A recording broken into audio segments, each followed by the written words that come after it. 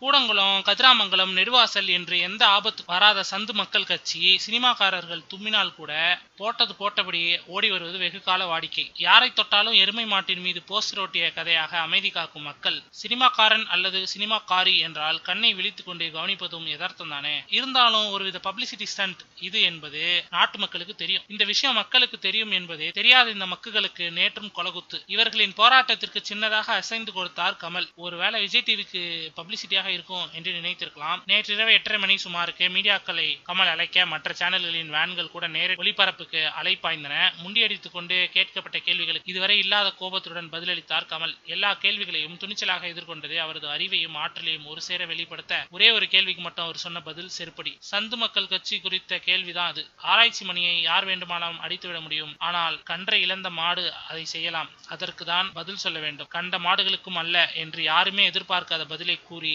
பதறவிட்டார் கமல். இவர்களை மாடு என்று திட்ட வேண்டும் என்று கமல் முடிவு செய்து விட்டதாகவே தெரிகிறது. ஏன், பொதுவாகவே சங்க காலத்தில் பசு தன் கன்றின் மரணத்திற்காக நீதி கேட்ட வரலாற்றை ஒப்பிக்கும் தமிழறிஞர்கள் கன்றை இழந்த பசு என்றுதான் குறிப்பிடுவார்கள். கன்றை இழந்த மாடு என்று குறிப்பிட்டதே இல்லை. நேற்று கமல் வித்தியாசமாக உச்சரித்ததன் மூலம் அவர் எவ்வளவு பெரிய புத்திசாலி என்பதை நிரூபித்திருக்கிறார். சந்து மக்கள் கட்சி இனிமேலாவது போன்ற அற்ப விஷயங்களில் கவனம் செலுத்தாமல் கதிராமங்கலம் பக்கம் போய் சாகும் வரை தண்ணி குடிக்காமல் இருக்கலாம்.